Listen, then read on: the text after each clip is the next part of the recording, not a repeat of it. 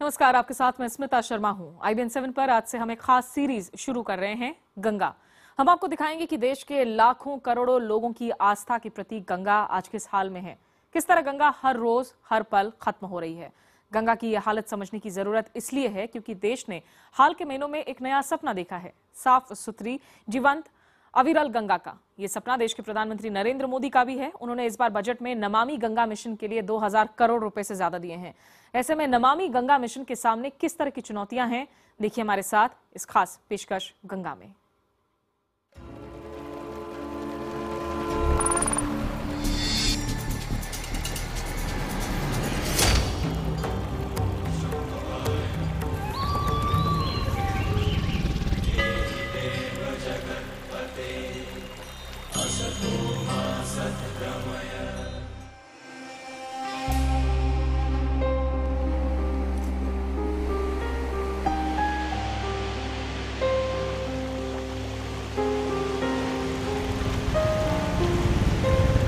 देश के लिए यह सिर्फ एक नदी नहीं है, ये देश के लिए पूजा है, भक्ति है, आस्था है। ये गंगा है। लाखों करोड़ों जिंदगियों को अस्तित्व देती गंगा। भारत के जिस हिस्से में गंगा मौजूद है वहां भी, और जिस हिस्से में गंगा नहीं है वहां भी साक्षात देवी की तरह उनकी पूजा की जाती है। उनके किनारे जिंदगी शुरू होती है और खत्म भी। जन्म लेने से लेकर आखिरी सांस तक देश के 40 करोड़ लोगों को जिंदगी देने वाली देवी का दूसरा नाम है गंगा।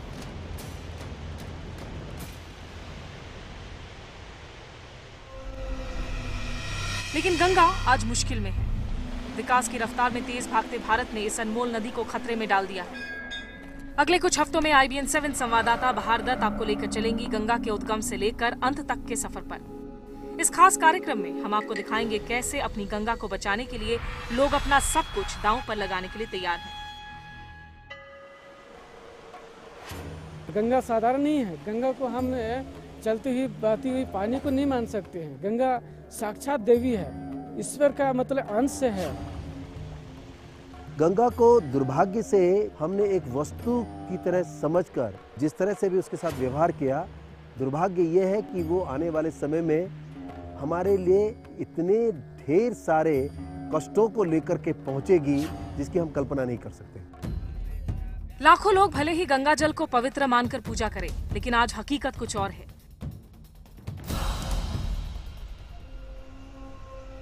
गंगा दुनिया की सबसे ज्यादा प्रदूषित 5 नदियों में से एक है। उसका ज्यादातर हिस्सा सूख चुका है। पहाड़ों में गंगा की तेज धारा को बड़ी बड़ी टनल में डालकर बिजली पैदा की जा रही है। मैदानी इलाकों में गंगा किनारे रेत का अवैध खनन किया जाता है। गटर का पानी, फैक्ट्रियों का खतरनाक केमिकल, सब गंगा में बहाया जाता है। पहाड़ों से लेकर समंदर तक के अपने सफर में गंगा हर मोड़ पर मारी जा रही है। इसलिए सबसे बड़ा सवाल ये कि क्या करें, कैसे गंगा को बचाएं।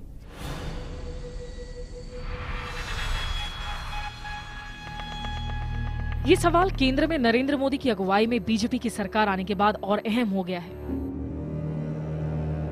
अहम इसलिए क्योंकि जीवन दायिनी गंगा को लेकर प्रधानमंत्री नरेंद्र मोदी ने देश के करोड़ों लोगों की उम्मीद जगा दी है। याद करिए, वाराणसी में पर्चा दाखिल करने के बाद मोदी का वो बयान, मुझे गंगा मां ने बुलाया। न मुझे किसी ने भेजा है, न मैं यहां आया हूं, मुझे तो मां गंगा ने बुलाया है। और एक बालक जैसे अपनी मां की गोद में वापस आता है, वैसी मैं अनुभूति कर रहा हूं। मोदी का ये बयान एक भरोसा जगाता है। सरकार बनाने के बाद नरेंद्र मोदी ने पहली बार गंगा के लिए एक मंत्रालय भी बनाया।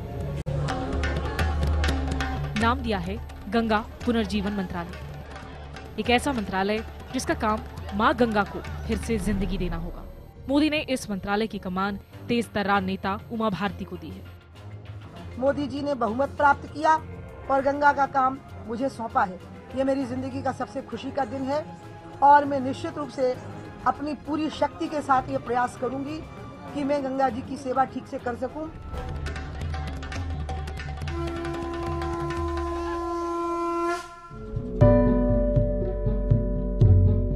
हाल ही में पेश किए गए मोदी सरकार के पहले बजट में भी गंगा को लेकर सरकार की प्राथमिकता साफ नजर आ रही है।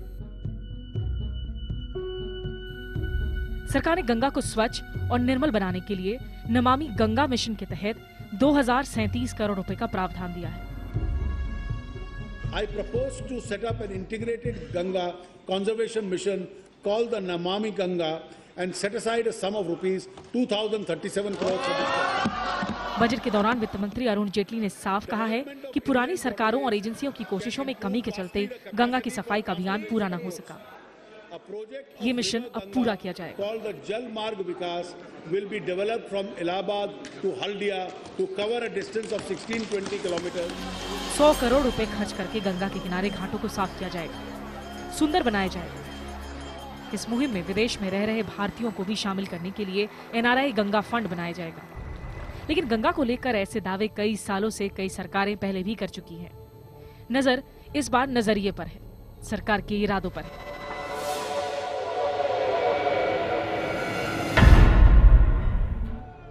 साबरमती को हमने कैसे बदल दिया है, हमने आपको दिखाया गंगा भी बदल सकते हैं। ओम सिद्धम सिद्धम अपवित्र पवित्रवा सर्वस्तांग देवा। सरकार के ये दावे अपनी जगह है, हकीकत अपनी जगह है। एक ऐसी हकीकत जो बेहद कड़वी है, डरावनी है और बदरंग भी। गंगा को समझने के लिए, उसकी हालत को समझने के लिए गंगा यात्रा से जुड़िए। हमारे साथ चलिए मां गंगा की ओर।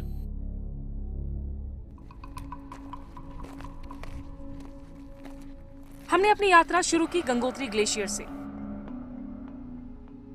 माना जाता है कि गंगा का उद्गम यहीं से हुआ है।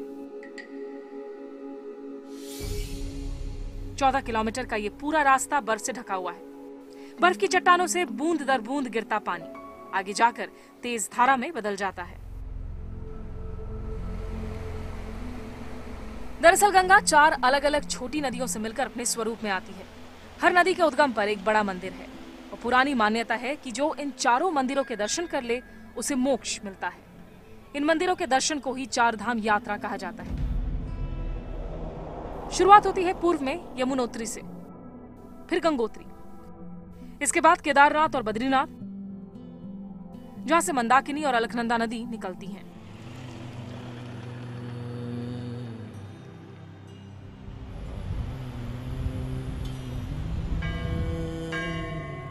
अपने सफर के दौरान जब IBN 7 संवाददाता बहारदत्त बद्रीनाथ मंदिर पहुंची तो मंदिर के दरवाजे खुलने का आखिरी दिन था। इसके बाद मूर्तियों को दूसरे मंदिर में स्थापित कर सर्दियों के लिए मंदिर के कपाट बंद कर दिए जाते हैं। कपाट बंद होने से पहले लोग भगवान विष्णु की एक झलक पाने के लिए घंटों इंतजार करते हैं। আমি कोलकाता থেকে এসেছি যাদবপুর। मुंबई से आया इधर। जिला प्रबोधनगर उत्तर प्रदेश से आया हूँ। भारतीय सेना का भी यहाँ अहम योगदान है।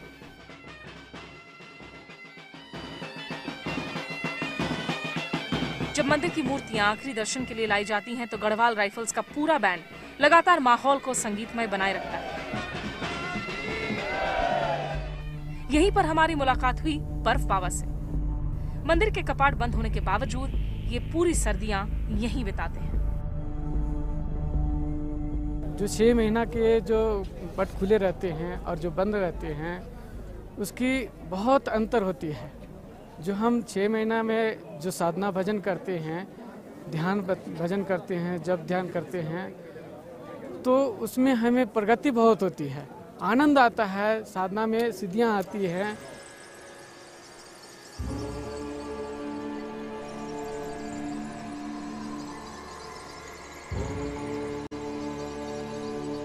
बर्फ बाबा की माने तो जब भक्त यहाँ से चले जाते हैं तो तपस्या करना ज्यादा आसान होता है। वो सही हो सकते हैं क्योंकि बड़ी तादाद में यहाँ आने वाले श्रद्धालु भी नदी के लिए मुश्किल ही खड़ी करते हैं। त्योहार के वक्त तो कारों और बसों की यहाँ लाइन लग जाती है। पानी में लगातार लोग नहाते रहते हैं।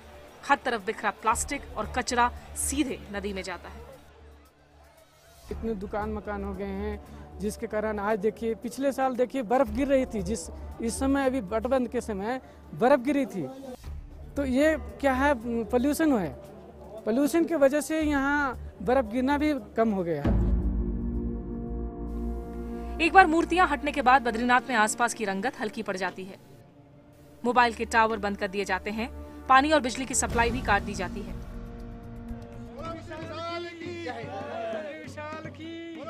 फिर सिर्फ एक ही काम बचता है, मूर्तियों को जोशीमठ तक लेकर जाना।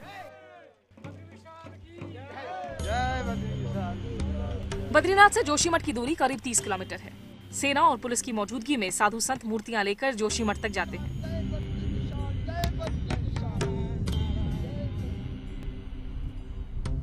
इस शोरगुल के बीच बर्फ बाबा सर्दियों की तैयारी में लगे हैं। वो हमें बद्रीनाथ मंदिर के ऊपर बनी अपनी गुफा तक भी लेकर गए। यहाँ वो पूरी सर्दियां बिताएंगे। उन्होंने हमें चाय भी बनाकर दी। सभी को उतार दिया। ये उनका आई कार्ड है जिसे सेना ने जारी किया है। दरअसल यहाँ से चीन की सीमा बहुत नजदीक है और बिना आई कार्ड सर्दियों में यहाँ किसी को रुकने की इजाजत नहीं।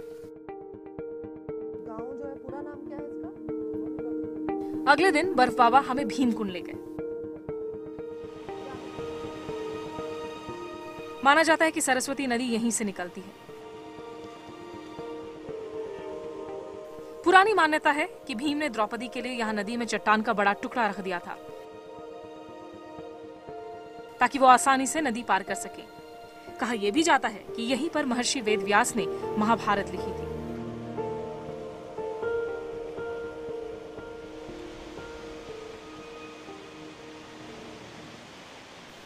लेकिन इस नदी से जुड़ी आस्था से अलग सरकार के कार्यक्रम कुछ और हैं। वो इन तेज धाराओं को बड़ी बड़ी सुरंगों में गुजारकर बिजली बनाना चाहती है।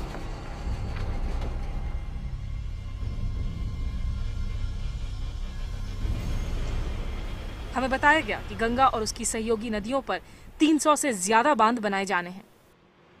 जाहिर है, अगर ऐसा हुआ तो इन नदियों का अस्तित्व ही संकट में पड़ जाएगा। इस इलाके में तमाम बांधों का काम धीरे धीरे रफ्तार पकड़ रहा है। करोड़ों रुपए खर्च किए जा चुके हैं। अलकनंदा नदी पर ही 37 बांध बनाए जाने हैं। ये भी बन जाएंगे तो गंगा नदी 50 किलोमीटर तक सुरंगों के भीतर ही रहेगी। सोचिए वो तस्वीर कैसी हो।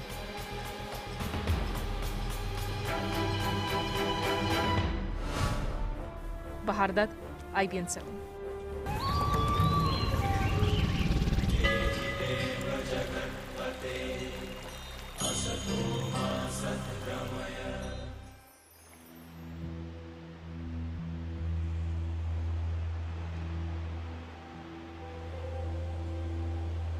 जोशीमठ के नजदीक एक छोटा सा कस्बा चाय गांव।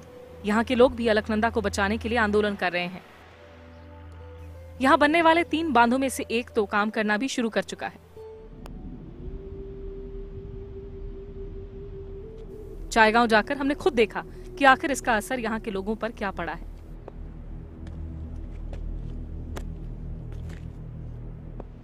चांदनी देवी बहुत गुस्से में है। उन्होंने बताया कि लगातार धमाकों के चलते उनके घर की दीवारों में दरारें पड़ गई हैं। आपको बता दें कि चाय गांव जिस पहाड़ी पर है उसके ठीक नीचे 11 किलोमीटर लंबी सुरंग बनाई गई है। इस गांव को गंगा के नजदीक रहने की भारी कीमत चुकानी पड़ी। एक घंटे में 100 ब्लास्टिंग करते थे, तभी हिला हुआ मकान। अभी हमने अर्जी दिया कंपनी को, हमने कहा कि तुम्हारे ब्लास्टिंग से हमारा मकान देखो, देखना हो। वो मकान टूट गए, सामने पर टूटा, उनके सामने पर। घर गिरने के डर से चाय गांव में रहने वाले आधे से ज्यादा लोग यहां से जा चुके हैं। यहां मुआवजा भी सिर्फ उन्हीं लोगों को दिया गया है जिनके घर या जमीन पानी में डूब गए। इसलिए पहाड़ी के ऊपर बसे इस गांव के लोगों को मुआवजा भी नसीब नहीं हुआ, जबकि बांध के निर्माण ने उनके घरों को तबाह कर दिया है। हिमांशु ठक्कर ने बांधों की वजह से गांव वालों को हो रहे आर्थिक नुकसान पर काफी रिसर्च की है। उनकी माने तो सरकार के तमाम दावों के बावजूद स्थानीय लोगों को इन बांधों का कोई फायदा नहीं मिलता। Firstly, we need to look at the total social impacts of the project, and that's not done till now. when they build these projects, they have these tunnels whose length could be 5, 10, 20, 30, 40 kilometers long, and they have to be dug through the underground, most of them, through the Himalayan, which is fragile, and they have to blast their way through that tunnel. So when they do that, they of course change the whole groundwater and in the underground hydrology and geology, which leads to cracking of houses, which leads to landslides, which leads to drying up water sources. बांध कंपनियों की इस मनमानी की कीमत गांव वालों को चुकानी पड़ती है। कुछ वक्त पहले जब चांदनी के एक रिश्तेदार की मौत हुई तो उसे बांध बनाने वाली कंपनी के अफसरों के आगे गिड़गिड़ाना पड़ा।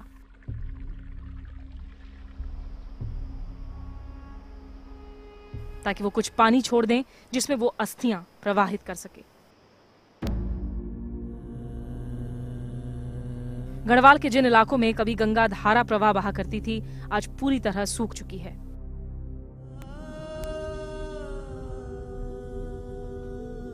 इस जमीन पर चलते हुए हमें ऐसा एहसास हुआ जैसा एक नदी की लाश पर चल रही हूं। जिंदगी देने वाली गंगा इस जगह पर मर चुकी है, खत्म हो चुकी है।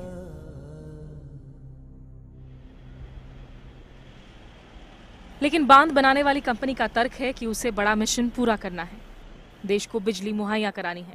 लेकिन सवाल ये कि क्या इसकी कीमत हमें गंगा के तौर पर चुकानी पड़ेगी? If you include all the projects that are already existing and under construction and what are planned, then on the Ganga and its tributaries up till Devprayag alone, more than 50 projects are there. And according to IIT Roorkee study, at least 70% of the river will be destroyed. It will be either submerged by the dams or it will be bypassed into the tunnels. बांधों की वजह से और भी कई मुश्किलें आ रही हैं। निर्माण से जुड़ा कंक्रीट नदी किनारे फेंकने पर कई बार पूरे के पूरे पहाड़ टूटकर बिखर जा रहे हैं, जबकि ऐसे प्रोजेक्ट को मंजूरी पर्यावरण से जुड़ी तमाम बातों को ध्यान में रखकर दी जाती है। बांधों से वन्य जीवों को होने वाले नुकसान की भी कोई परवाह नहीं करता। देवप्रयाग, जहां अलकनंदा और भागीरथी नदियां मिलती हैं, वहां कोटली भेल बांध का निर्माण किया जा रहा है। इसके चलते 1200 हेक्टेयर से ज्यादा का जंगल खत्म हो गया है। इसके चलते कुछ ही दिनों में नदी और जंगलों पर निर्भर रहने वाले उदबिलाव और महाशीर मछलियां देवप्रयाग में इतिहास बन जाएंगी।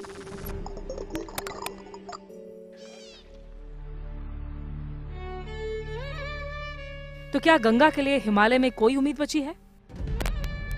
कुछ दिनों पहले ही 2 बड़े डैम प्रोजेक्ट लाहौरी नागपाला और पालामनेरी बंद कर दिए गए हैं। ये बात मानी गई है कि गंगा के अस्तित्व को बचाने के लिए अविरल धारा या कहें कम से कम पानी तो जरूरी ही है।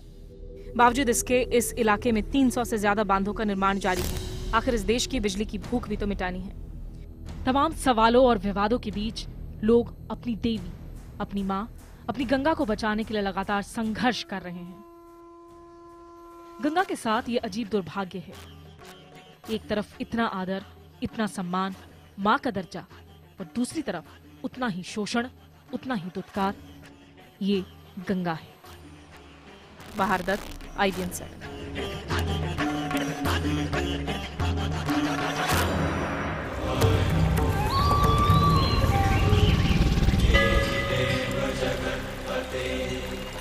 असतो मा सद्गमय